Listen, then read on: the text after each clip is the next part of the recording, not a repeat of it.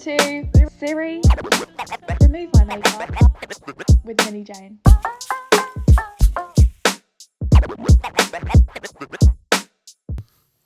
Welcome to episode 1 of Siri, Remove My Makeup. I wanted to mirror the stripping back of external layers in everyone's personalities, the same way we take off our makeup and clothes. We'll discuss all things current in the digital, physical and even spiritual realm, diving deep into personal stories along with some light-hearted topics too.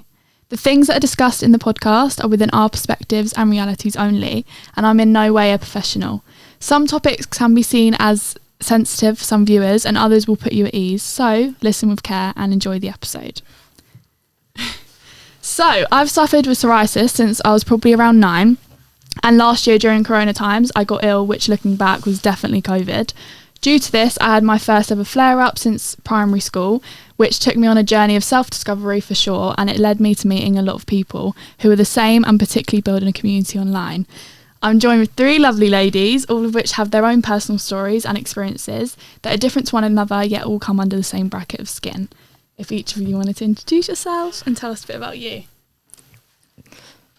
Hi, I'm Izzy. I'm a photographer and writer, and I've had eczema since I was a baby, but the same kind of story to you, Millie.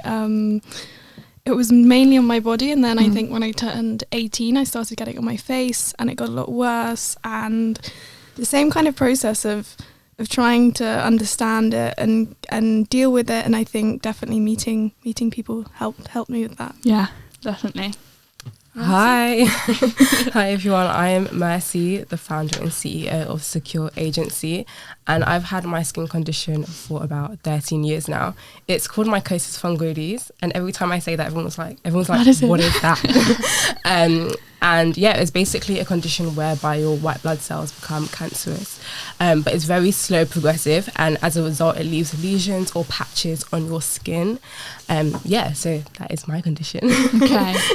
I'm Beth, I'm a marketing assistant. I've got a port wine stain birthmark from my fingertips to the top of my shoulder. Had it since birth. I did try laser treatment and things like that when I was younger to help lighten it, and it has lightened the arm portion, but it doesn't do too much. After a while it stops working, so I just thought to stop and express it and live with it, really. Exactly. So I've got a few questions, but it's more like pointers, and then we can just have a little chat, go through it and see where we go.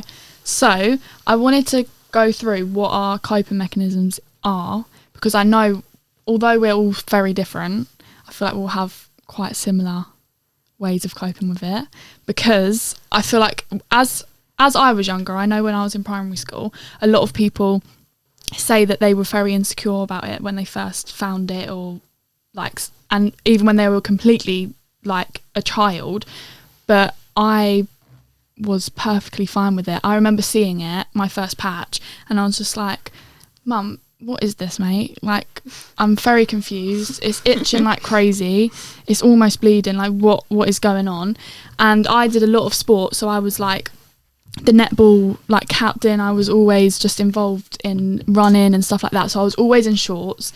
So it was very obvious to everyone that something was up. So I remember we went to the doctors and we got it sorted, and they knew it was psoriasis straight away. But I remember they didn't put me on anything except like eczema treatment, and I was so confused because I was just like, this is not working whatsoever. So we kept going back, and eventually I got put on steroid cream, which looking back was probably the worst thing I could have done. But I was never insecure about it until people would comment on it and say stuff, and then that would make me insecure. So were you insecure when you first found it and got it, or was it people's reactions to it? I think mine's like the opposite of yours actually. So you said that you were confident in the beginning, and then it's when people said things. But I got mine like in year 7, literally first year of secondary school, and I didn't want to show anybody my skin. Yeah. So I literally hid my skin for 10 years. Like I've never been on a girls' holiday, or all because of that, or because of my skin. Yeah, I literally hid my skin for 10 years. Summer, I would wear leggings and a long sleeve top. Like, yeah, it was crazy. And then I think it was when I was in my second year of university. And I was like, okay, I need to. Come on, This is a long time. I need to start getting, more confident. Yeah. And I had like a great support system as well. So Yeah. I think that helped a lot. Encouragement. Yeah. So that's when like Secure was like born, like Yes. in my second year of uni. But yeah, at the beginning, I literally hid my skin. So how long has Secure been going on now? I think I came up with the Yeah. concept in like 2018, and then I started like doing things in 2019, 2020. Oh my So god. yeah.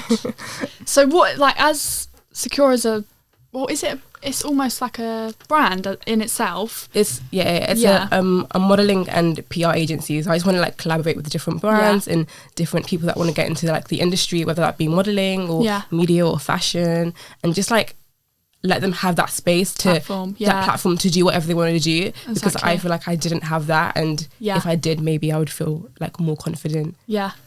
today. Because I feel like everyone I've met, especially like even you, I feel like everyone at the shoot that we were at with Bodewell, I feel like all of us knew of Secure Okay. and what Secure have done, because I remember there was a shoot, I think it was November time? September. Yeah. And I remember I was asked to do Yeah, it yeah. and I couldn't get there and I couldn't go.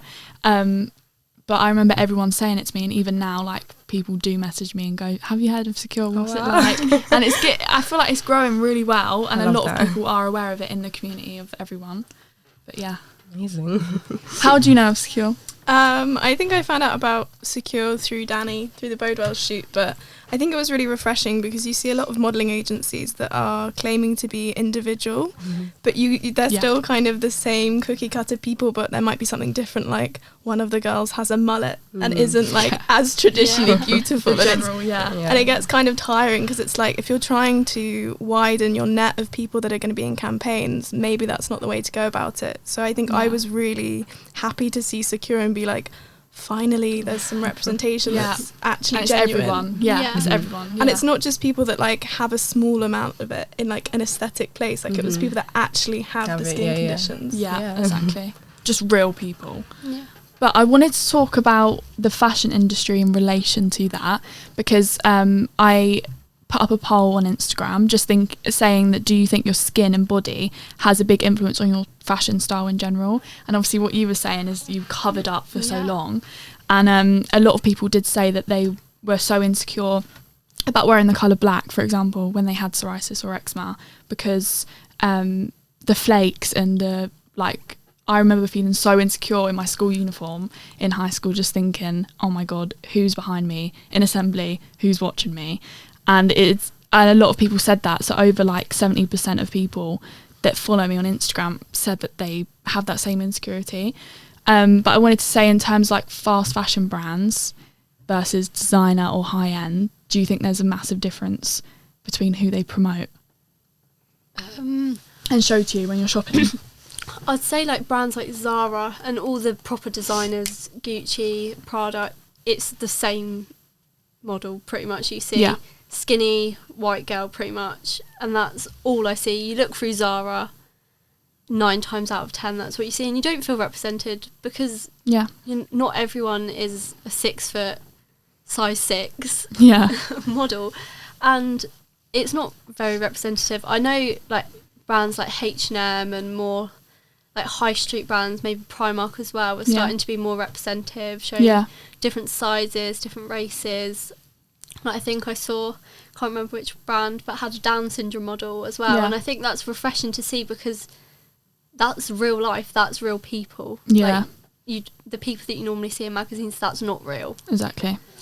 But in terms of like fast fashion, I thought the exact same. So like brands like Misguided and Pretty Little Thing are doing so well with promoting models with all body types, but also not one extreme to the other. It's also just very size 10 to 12 that are just normal. Like normal, yeah. Normal in a sense, just like normal to themselves. But yeah, they're doing so well in that sense, and a lot of people were saying about the fast fashion side of it and the ethical side of it, and it's very hard to comment on that when it's so accessible and maybe you don't have the money to go out and shop designer brands or the higher end brands, because also they don't use models that have skin. I've never seen, I don't think, skin conditions No, frequently never. shown? No, I yeah, feel not like on. never. Elsa, you. No, I've never seen it. Oh, as yeah, well, yeah. I was gonna say I've never seen it like on a fast fashion brand, but I think a couple of years ago, Missguided had actually done a campaign Yeah. with people with skin conditions and like Mhm. just different things like vitiligo, and there was like some girls with like freckles and stuff. So Yeah. I thought that was quite good to see. Yeah. Then after that, I didn't see it much. So Yeah, I think Beth from the shoot, she did the Yeah. Misguided campaign because she sent in a few answers, which I'll show her later on. But yeah, she modelled for that, and I know that she really enjoyed it, and it was massive for her and for Misguided in general. But yeah, I just would love to see more of it in fashion and it just be completely normal. yeah, Whereas now it's a bit harder when you're sifting through all the clothes, just thinking, Yeah. I don't where look is like everyone? that. There's no one. But yeah, so next, I was thinking we could talk about the pandemic's impact on our skin Mhm. and on our confidence, because we haven't been out in a while and we haven't shown everyone our skin. Because I know that with my flare up, it was massive. Like going out and seeing everyone, I was just so surprised, just like, what's everyone going to think? No one's seen my skin this bad. Everyone I know, I haven't seen them in a while. And I didn't know how everyone was going to take it. But what was the pandemic's impact on you guys? I think for me, I was on Protopic, which is like an Yeah. immunosuppressant. And even though there's probably no link between like immunosuppressing patches of your skin and COVID, I stopped using it, and I Yeah. stopped using a lot of my steroids as well. Just because I think I got to a point where I was like, I'm really not comfortable with putting this on my skin. Yeah. So I think I did have a flare up, but I think not being subject to everyone else's gaze really changed how I like felt about my own body, Yeah. because it was more about like how I feel towards it, what I think kind of build. I think it was quite nice to have that year in incubation to build your confidence without anything that's going to erode it.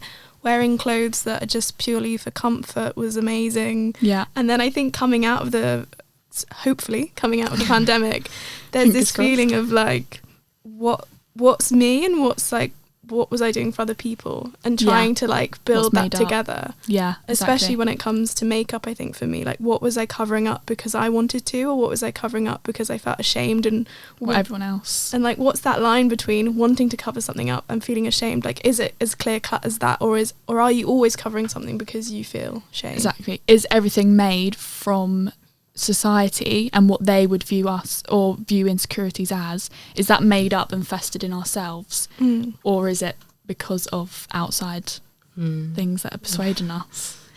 Don't you think that having a skin condition almost boosts your confidence and your character in general throughout the whole time you have it? Because I feel like I've gained way more confidence having psoriasis than I had without it.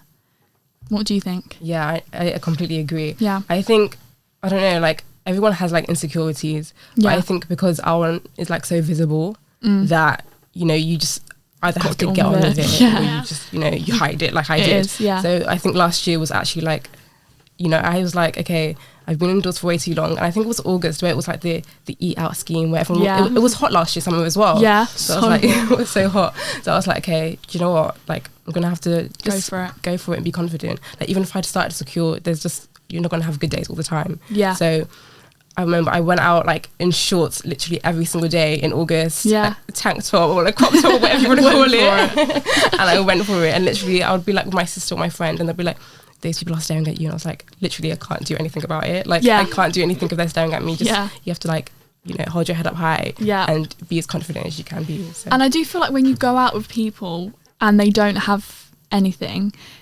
visible, they're usually the ones that are telling you people are staring, people have a problem with that, and like people are making comments and you almost have to block it out. Or I feel like if I go out with people, I just tell them like, okay, I'm definitely going to get stares, people are definitely going to say stuff, let's just ignore it and let's just not even talk about it, because I do feel like that happens. They're more aware of it than you probably Then, are. yeah. And I think that's always the case. What about your pandemic impact? Do you think I don't in know. life in general? I would say because I've had mine my whole entire life, like from birth. I don't know. I don't feel as though there's been much of an impact when when like ever I'm feeling insecure. It's never about that. Like it's like, Yeah. oh, my nose is big. Oh, I look Yeah, ugly it's normal, today. yeah. Or like, I look weird, or like it's things like that. Like it's never the first thing I think of, but I think it is so used to it. Obviously, if I had a choice, I'd rather it not be there. Yeah. But I don't know. I wouldn't say much of pandemics had an impact, because I've always, as much as it bothers me, it doesn't bother me being there. What the thing that bothers me most about it is people asking. Like when someone goes, Get bored of it. What's wrong with your arm? It's like you want to like just shrink into like shrivel up and like go in a hole. Like that's my main thing. It's not about thinking it, because I'd still go out on a night out with a tiny little top on and like nothing covering it or anything like that. But it's, for me, it's the fear of people asking. Like whenever I meet my boyfriend's friends, I'll be like, please can you just tell them not to ask me what's wrong with my arm, or can you like brief them, because I really don't want to have that conversation. Yeah, it's opening that new group of people. Yeah, it's like, it's answering that question, or where they're like, is it a burn? I'm like, it doesn't look like a burn. Yeah. Like, why would you ask that? Yeah. Like, but yeah, it's that fear of people just asking what it is. That's what bothers me the most. And I do think it's mostly younger people, or even children. Yeah, I find it children. Yeah. Like when my little brother, one of them was 4, when he started to talk and he started to ask me about it, I was like worried that he was going to ask or like be weird about it, but he just went to me, your hand is pink, and I was like, oh. And he went, cool. He just went cool, and then walked away. I was like, okay, that conversation's done. Sometimes it's a boost of confidence, other times it's just like, you're like, oh really? Like even I had a situation, I went to A&E last week, and a full-on doctor went, what's that? And I was it's birthmark. And then she was like, oh, okay. Then I like took my jumper off because she needed to like check my heart rate. Yeah. She went, God, that's a bit extensive, isn't it? And I was like, you're a full-on doctor. So the reason you're going to hospital, nothing to do with, well, obviously not. Yeah, I just felt like a bit under the weather. So I went to A&E and I was like, it's 2 a.m. I've got chest pains and you're really trying to test me about this. About a birthmark? Yeah.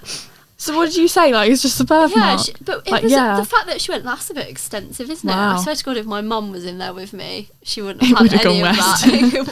It wouldn't have gone as nice as I made, did it? So in terms of the pandemic, mental health-wise, how have you all been with it? Because I feel like I've literally been up, down, literally everywhere. Yeah. How have you been? No.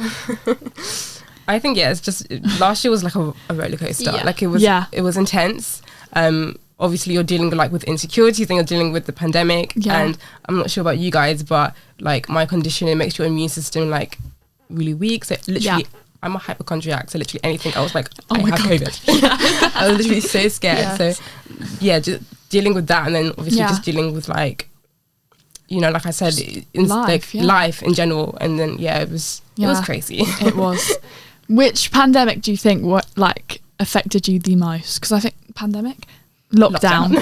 How many was there? I think there's 3. I think it was this one. That was the worst for me. The first one was kind of fun. It was like really warm. You were just outside like chilling, sunbathing, like relaxing. But this one, it was awful. Yeah. I think mine was the second, because I was at uni and we were just like, we'd had like 2 weeks of term, and then they just said, you're in a 6-week lockdown. That was bad for unis. And we just didn't get to meet anyone, and it was so isolating just staying in our rooms. The libraries were shut, so I think that feeling of trappedness was probably the worst. Wait, are you in your first year? Sorry. Yeah. I'm in my first year of my master's, so it's just so 1 year. Meeting new people wouldn't have been easy. Yeah, it was horrendous. So you were there? Yeah. Were you with was there anyone with you, or was it just you? So it was, I live in like a residence, which was quite nice, but we could only meet up in pairs to like follow the rules. Oh my God. So it was just really weird, because I feel like when you first meet people, you tend to hang out in groups, but we had to start doing like do you want to go out for a walk with me? Like just very one-on-ones.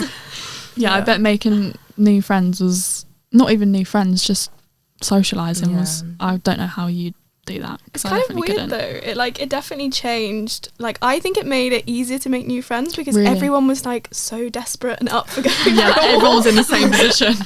Like no one's gonna turn you down. Everyone was like, great. Yeah, I bet. See, I think this past lockdown, oh my God, the worst. But I feel like January and stuff like that is always bad anyway, because everyone's just getting over Christmas. They've eaten way too much, drunk way too much, and they're just on like a little like come down, Recovery. basically. Yeah. Like they don't know. I remember, I feel like even this past few months, I'm only just starting to get out of it now. But before I was just in such a rut with everything, like work, schoolwork, college, everything. Nothing was going right. But I feel like in the summer, I had everything planned out. My days were organised. Yeah. I had no work. I had nothing, no responsibilities. So it was way easier. But yeah, I do think this time round, much harder. But hopefully we're going to get out of it. Soon, yeah. Hopefully. So I wanted to talk a little bit about like healing and natural sources. So whether that's, I know I'm into like meditation and things like that, but do you have any skincare tips or products that you use and you think are unreal? Especially post if you've used steroid creams in the past. Anything like that? Any tips? Any creams that you use? I'm kind of obsessed. There's this like La Roche-Posay cream that is called Cicaplast, and it's made for people who have like, I think it's if you have a chemical peel, but my friend put me onto it, and I'm addicted. Like I can't like not have it. So what is it? Like what? It's just a really, really thick moisturiser, and I thought that it would be too much for my skin because my skin used to get quite spotty. Yeah. And then I realised it was spotty because it was under moisturised, so it was overproducing oil. So I've been using that, and then the Bodewell Light Serum, which I love because it just feels kind of like, I feel like when you have a skin condition, you don't get to have that like fun experience with products. Oh yeah, you're usually drenched and like laying in your bed with clothes on, like not being able to move because it's just all sticky and like super medical, like it's not pretty, so it's nice to have something that's kind of like sitting in your bathroom, pretty. Looking all cute. But yeah, I love even what was the round one? What was it called? Like the bigger one. Oh, like the super cream. Yeah, that was it. I feel like that is a really good one. But I also like the light serum for my face. Like before makeup, I always put that on. It is very good. But I also use Aveeno. It's so basic, and I feel like everyone knows of it. But it's like the extra. Is it like? It's like the most healing for dry skin. But it's the best thing, and I lather it on, and I tell everyone. And a few people have used it, and they said it's unreal. Have you used Aveeno? Is it like the Daily Moisture? Yeah. Yeah, I have used that. Do you like it? That is really good. Yeah, it's very moisturising. Yeah. But for my skin, like nothing actually like heals my skin condition. Like it's not. Yeah. I can put cream on it, and it it heals. But not fully. so I just use anything that's moisturising, really. Yeah. But I feel like that's the difficulty, is you have to find.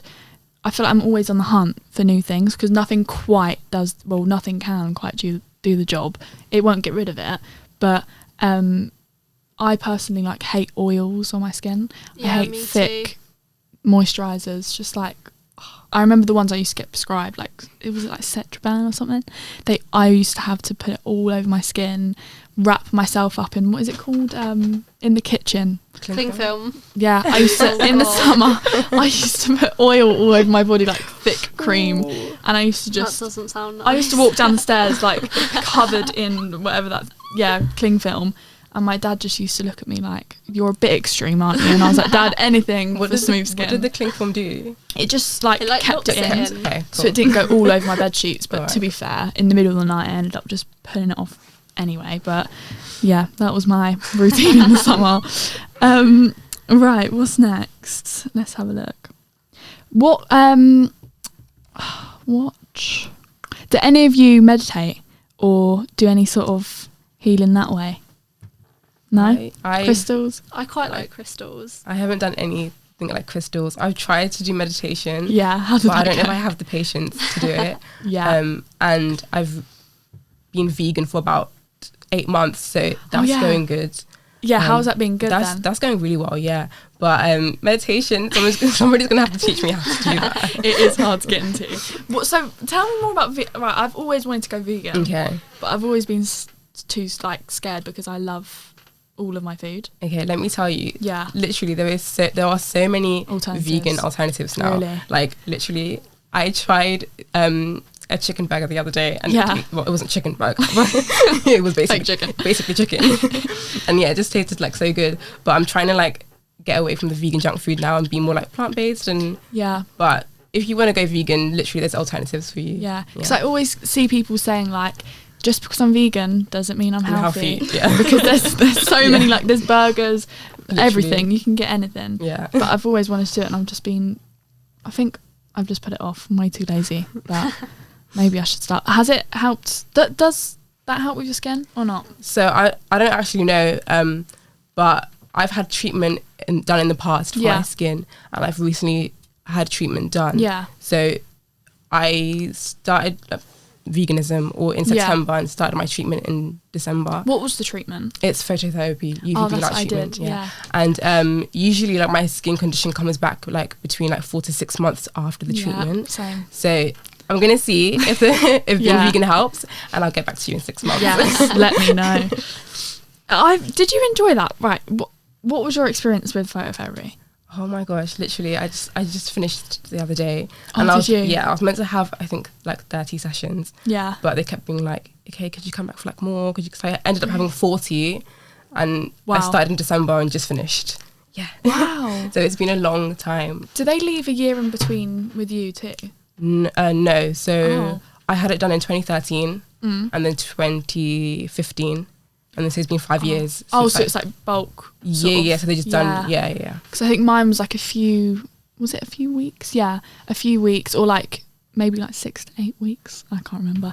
But yeah, I remember doing it, and they were like, you can't come back. Even if it comes back, you can't come back until a year later. So I'm sat here now and it's all just come back. I'm thinking, this is great. Because I was enjoying it so much, because it does, like, mine was completely flat. Like, you know, when it goes white, that is my favourite part of ever having psoriasis, because it's so smooth and it's white. And then slowly starting to come back, but I cannot wait to go back, because you also get quite a good tan. It's not the best thing to say, but you do get quite a good tan. So in terms of fashion, what sort of fashion do you guys enjoy? What's your fashion sense? I like anything like, okay, so I think this like stemmed from me having my skin condition. Yeah. That I wear just like baggy clothing. Yeah. So I think just recently I've started to wear like little like crop tops, like little Here and like here and there, some jeans. But I think like half of my outfit will be baggy, and then half of it will be like fitted. One extreme So, and the other. yeah.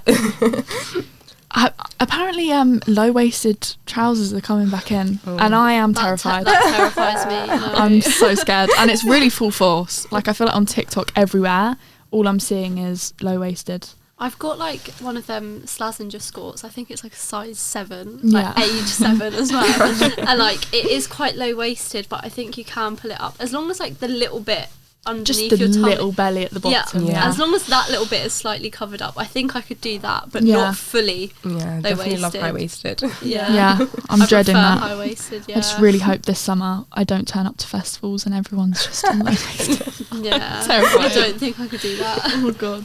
What's your style? I feel like for a long time I didn't wear jeans, because Yeah. like I think that was when I was a teenager, and it was like skinny jeans were in, and obviously that is probably the worst thing you could do for your skin, is put like denim against it. Tight. Yeah. But now I started wearing jeans again. But I think it depends how confident I'm feeling and how much I want, like, kind of if I can be bothered with like people looking, like we were talking about earlier. Like some days I think you just wake up and you're like, I can't do that today. So then I'll wear like something baggier. But I think that's probably why I don't really like summer clothes, because it's harder to Same. dress. I love dressing in the winter. Yeah. It is the best thing. But even going to fashion college, I was so scared to start, because I was thinking, I'm into my fashion and I love dressing, but will there be this enormous pressure to have a banging outfit every day? Yeah. So I was terrified, and I remember turning up and there's so many different groups of people wearing completely different things. So now I feel like I'm so relaxed. So one day I'll wake up and I'll have my outfit sorted the night before, and I'll wake up and it's like 5:30 and I'm just like, I'm not feeling it. It's freezing outside, it's raining, and I'd much rather wear a baggy tracksuit or just trainers, no heels, no boots, chilling. And then I go in and everyone else is probably the same. And then the Wednesday, everyone gets dressed up because they're going out afterwards. But I do feel like, depending on my mood each day, my outfit I can dress completely different. Yeah. Like heels, boots, trainers, Yeah, Yeah. me too. whatever. I think another thing as well, I dress slightly differently depending on who I'm around as well. Yeah. Like sort of like I've got a group of friends that are more like quite dressy. I'd say like more normal fashion sense. Yeah. So sometimes when I'm with them, I sort of steer to more that. But then when I'm with like Yeah. my like two best friends, I'll probably dress how I normally dress. My Yeah. poor boyfriend, he probably just sees me looking like a homeless boy every single time I see him, just joggers and hoodie. But I think it really depends. I think I've probably got loads of different fashion sense. It just Yeah. really depends on my mood, what I'm doing, and who I'm seeing. Do you think your personality also changes around the different people you're with? Because I feel like if I'm with a different group of people, I will dress and like not act a different way, but just my personality will slightly change. I wouldn't say I act a different way. I think I probably reserve myself slightly around Yeah. different people. More Like, outgoing. I would let more show Yeah. with more people I'm more comfortable around, Mm. and then if I'm not too comfortable around them, I'd Yeah. probably tidy up my personality a bit and be a bit more clean. Formal. Yeah. I feel like it depends though, because it's kind of like you're a sphere and you're just showing a different side. Like I don't think Yeah. it's necessarily Yeah. like you changing. I think it's just kind of what parts people are seeing and like what Exactly. they connect to Yeah, and what the friendship is definitely. built Yeah. from. Yeah. Do you feel like do you have like one group of friends or do you have multiple? Because I feel like around you have different friends for almost different things. Mhm. If you're going out, you Yeah, have a I group get of what you friends. mean. If you actually need full-on advice, you go to one, and then another one is they basically tell you what you want to hear. Do you have different friends like that? Because I feel like if I'm I going think through, everyone does. yeah, like boy problems, if you don't want to break up with the boy, you're going to go to the friend that is going to tell you that he's lovely and just like get on with it, just take him back, and then the other one will Like scream at murder you, Yeah. yeah, and make sure you block him. So I feel like, do you guys have that with your friends? I think with my group of friends, like they're pretty much like cutthroat. Yeah. Anyway, I don't have the person I can go to that's like Yeah. gonna like Sugarcoat it. sugarcoat it. That's the Yeah. word. I don't have that. like, Oh, I it's don't, probably better off. Good though, yeah. don't No have mistakes that. made. So yeah, my friends are pretty brutal. But Yeah. I What love about it yours? 'cause, I Yeah. feel like my friends are the same. Like they'd all just be like, cut him off. Yeah. block him, like, Fully like brutal. Yeah. And I know I'm that friend too. So I know just Yeah, like my me friends. too. I had a friend who broke up with her boyfriend because he was crazy, and then a week later they got back together. When Yeah. I tell you, I was screaming down the phone at her. I was like, I can't believe you've got back with him after That all is the them worst thing, screenshots though. you sent me. That is the worst thing, being friends with someone and they're going through all of that and you just know you cannot say a single word. Mm-hmm. And if you do, they're not going to listen to you anyway. So you just got to get on with it Yeah. and let them get on with it. So what sort of brands do you shop at? Do you shop online or do you go Yeah. shopping a lot? I shop online Mostly online. now. Yeah. Same. ASOS, like Yeah, I every love day for ASOS. me. ASOS is the best. Honestly, my mum, it's like, another parcel. It was this morning, another parcel. What have Yeah. you ordered now? I keep seeing memes about that too. Yeah. About their mums just Mine's getting home. like ASOS, I look at a lot. yeah. Maybe like Bershka, Mhm. Pull and Bear, Zara, them Mhm. sort of brands. Sometimes Topshop, rare occasion though. Yeah, they've shut down Shut now, down now. haven't they? They're on ASOS though. Yeah. Yeah, I'm not. I've never really shopped on Topshop. I feel like like them shops where you have loads of different shops in one shop. Mm. You know, Outfit. Yeah. I feel like I used to just pick up something from Topshop, but I never went in there. I worked there for 4 years. So Oh wow. Really? most of my wardrobe, like before Was uni, Topshop. was Topshop. Same with my friend from college. She worked there, and I remember she was gutted about them shutting down. I feel Did like you- it was like the place to go though. Like when you were like, Yeah. like I remember the Younger. first thing I Yeah. bought there. I was like, oh my god, like I'm not wearing children's clothes anymore. Yeah, Like the Joni jeans. Yeah. I Yeah. wish they were so And popular. like them little, do you remember like them V-neck crop tops that were ribbed that Yeah. had like a Mhm, panel that mhm. goes like that? and it was Everyone always had like them. how much? It was like £20 for like 3. Yeah. It was like there was always a deal on, and I'll just go in there, get my Like, skinny get jeans, loads of and get the tops. Like 4 these tops. these mum jeans are Topshop, but they're so old. There's literally I sat Yeah. down the other day and like ripped the side of them. Like there's like rips that aren't meant to be in them. And I always used to think Topshop had really good jeans compared to everyone else. As in, like, I would go Yeah. there because I know the size would be good. Until I figured out other stores. Zara, I think I love their sizing, but a lot of people hate their sizing. like I know my sister absolutely hates it, but I feel like it's body shape more than size. Like in terms of my waist compared to like my hips, completely different. So I feel like it's so much harder to find jeans. Yeah. Yeah, I feel like Zara's like much curvier. There's like always quite a big Yeah. difference between waist and hips. Yeah, 100%. But I feel like with fashion, a lot of people recently, like a lot of my friends are really getting into like sustainable fashion and Yeah. and eBaying. Like one of my friends is a complete fiend for Yes, eBay, and we have to same. like pull her away and be like, don't buy that. Like the other day, Yeah. she was showing me a brooch that was like a tiny foot of like, it was like a taxidermy brooch for £8, and she was like, Oh my should I buy this? And I was like, please shut the No. laptop. It's when they ask for your advice, you're just sitting there like, how are you asking me right now? Yeah. Even like, I know that you can find really good like designer items, even like thrifting Like and stuff like that. vintage. Yeah, and like Depop, yeah. Everyone's Depop used to be good. yeah, I feel like but now it's so overpriced. I But feel Depop like. has now turned into loads of girls making accounts, bulk buying things on AliExpress that cost them £2 and selling them for £15. Yeah. And like them Business. just putting hashtag Y2K, and then it justifies it being like £30 when it Yeah. costs £2 elsewhere. Yeah. Like it is bad. It used to be really good for finding like vintage stuff and just Yeah. normal second-hand clothes if you wanted Yeah. it. But now it's turned into like people just buying Yeah. cheap.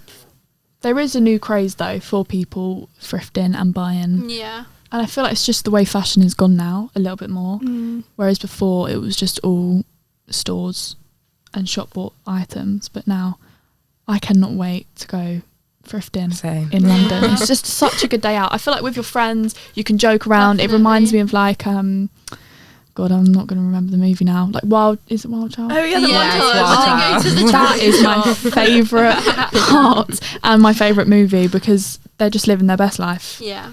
Was it in boarding school? Yeah. Yeah. Yeah.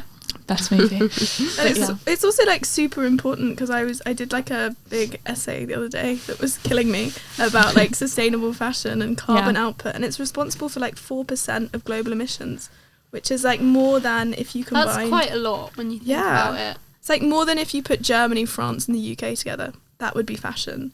Wow. Oh wow. And then I was looking at reporting, and like H&M is responsible for like 17 million tons of CO2 just from their like production side. Wow. So like clothes, like material processing, the sewing, that's not even like transport and stuff. You must be mind blown.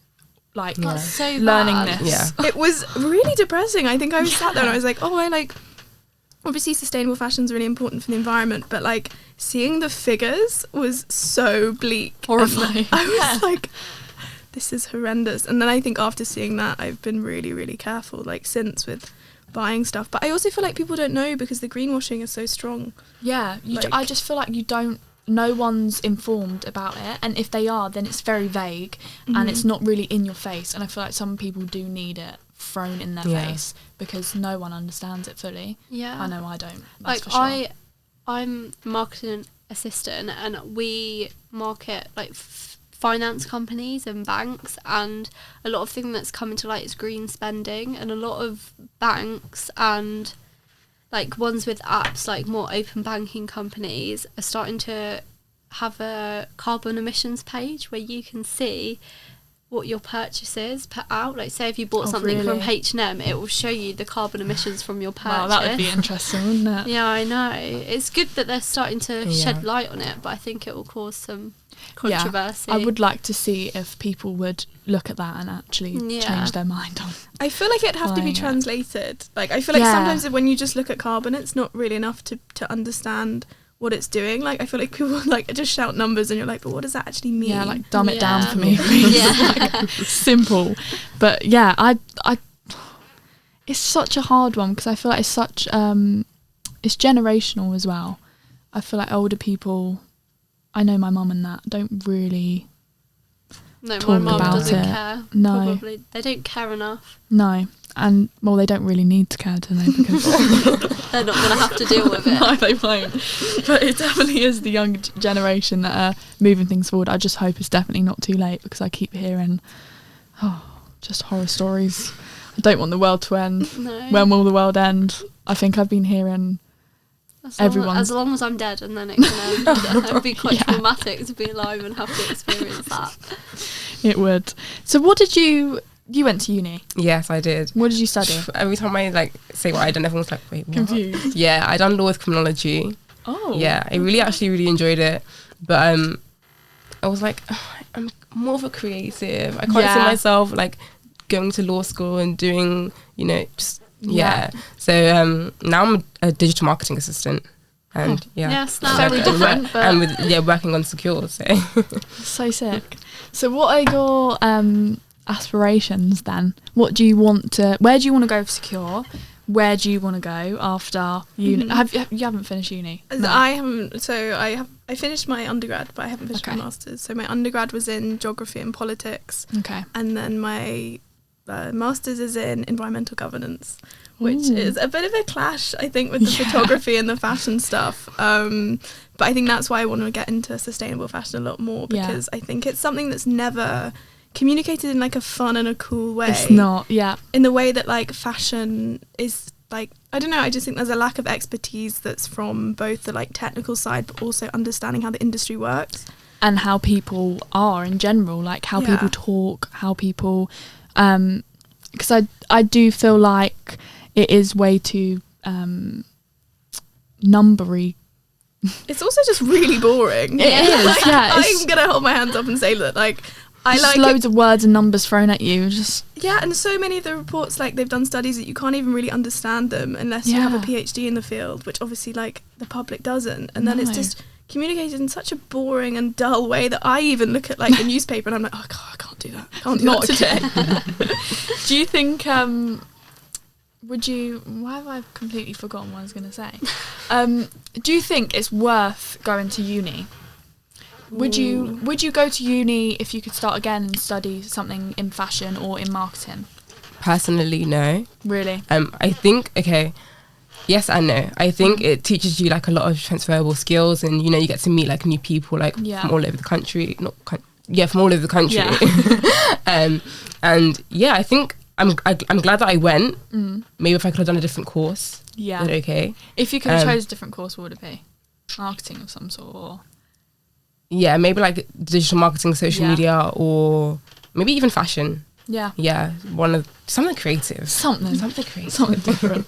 What about you? I think I'd stay the same. I think for me, I went to uni in London, and I think for me a massive part of like going to uni was just to move to London. I had this like big like I want to leave like big city thing. Yeah. And then I think getting there and freaking out and being like I don't love this, and then realizing that I could do what I loved by interning and working part-time.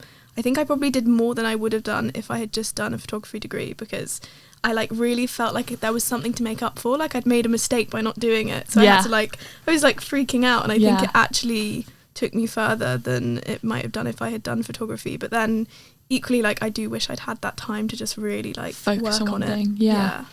I know we were talking earlier, weren't we, about apprenticeships and things like that. Yeah, I never really wanted to go to uni. I really understand that there's a social aspect, meeting new people, life skills or things like that. And that would have been the reason why I would have gone, would have been to go out, meet people, have friends. I would have been there for the wrong reasons if I went. Yeah. It is hard to find an apprenticeship, because that's what I'm doing now. It is hard. Last year I literally spent the year in my room in bed every day, just like applying for jobs. Hear back, probably applied for hundreds, heard back from like 4. Yeah. And I was so lucky to get this one. I got it in February.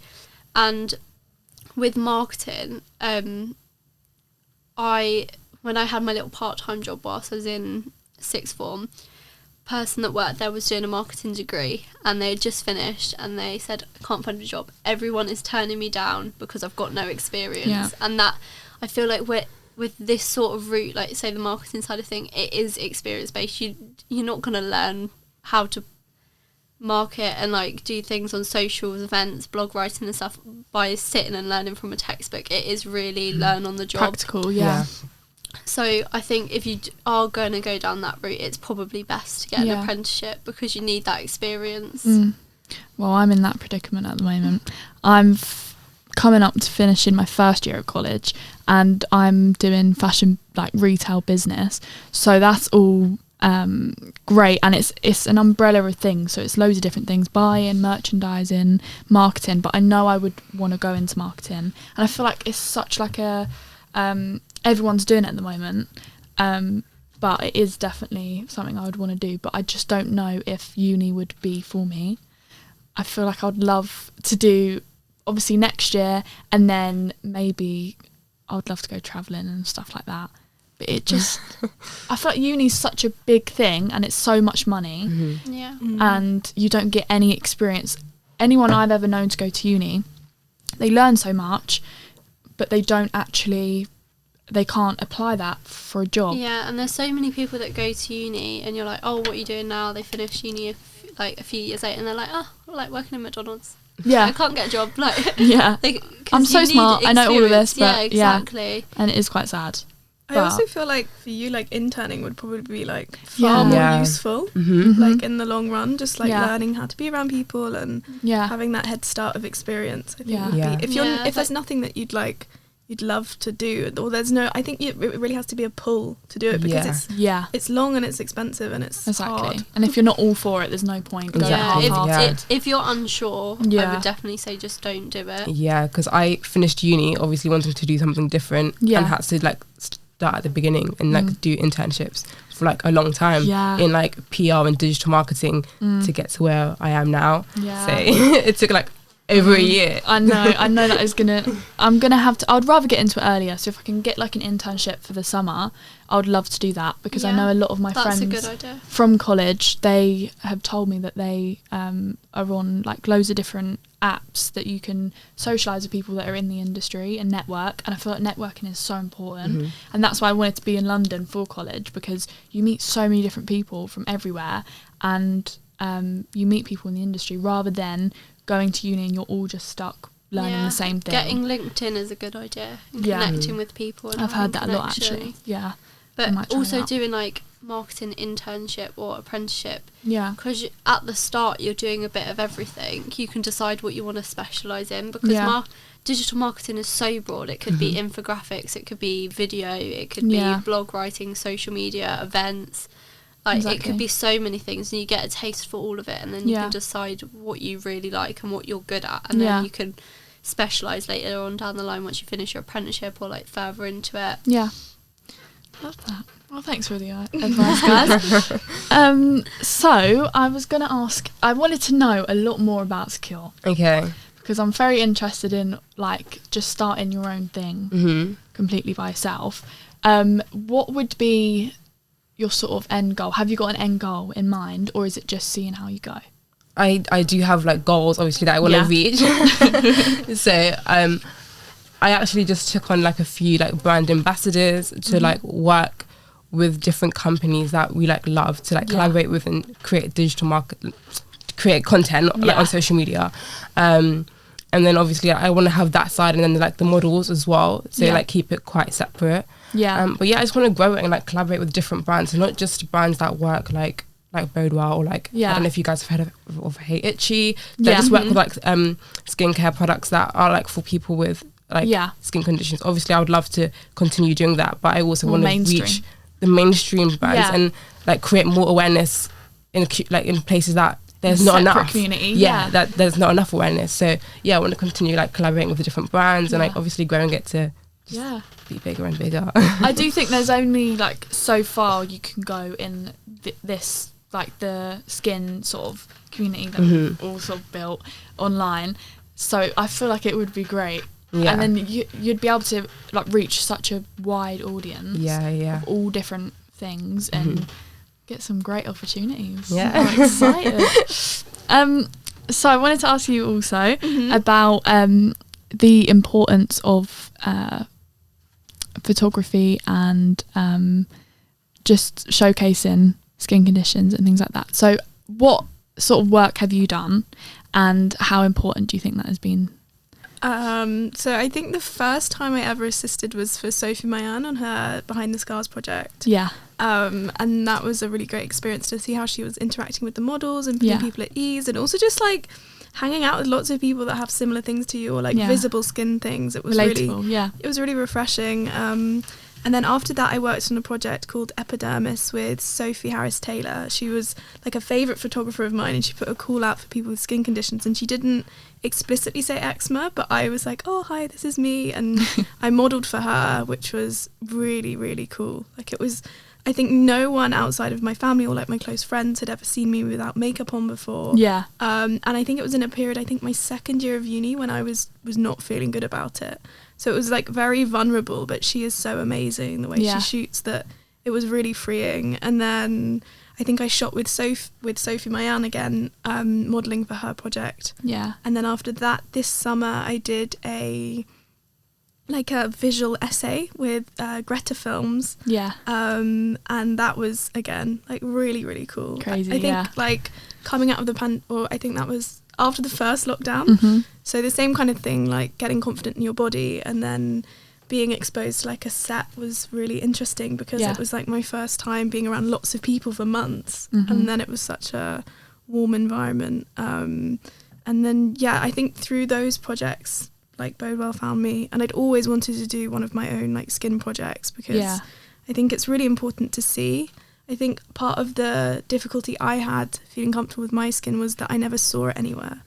Like I never saw it on Facebook or Instagram. You had to go looking almost to find anything. And it doesn't feel normal, and you're like, I think what I saw a lot was acne stuff, which is great for people with acne, but that really normalised it for them, but I was like, there's nothing for us. Yeah.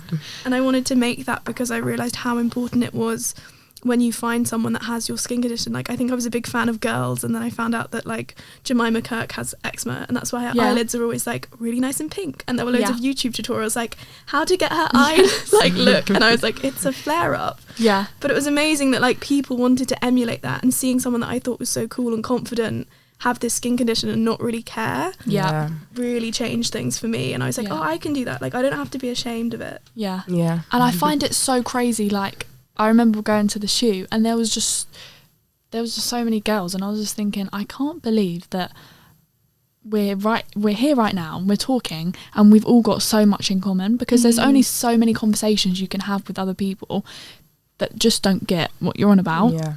And it's so refreshing to talk to people who do get you and have similar experiences as well. And it's great also to have a photographer who makes you feel so comfortable, because I remember I was so nervous, I was terrified, because I've never done really anything like that. But it is completely different, especially when you're doing something like a skin thing and you're quite exposed and you've got your skin out and taking pictures is scary. But it makes a big difference when the person behind the camera is making you feel completely comfortable. So I think that might be it, guys. Wow.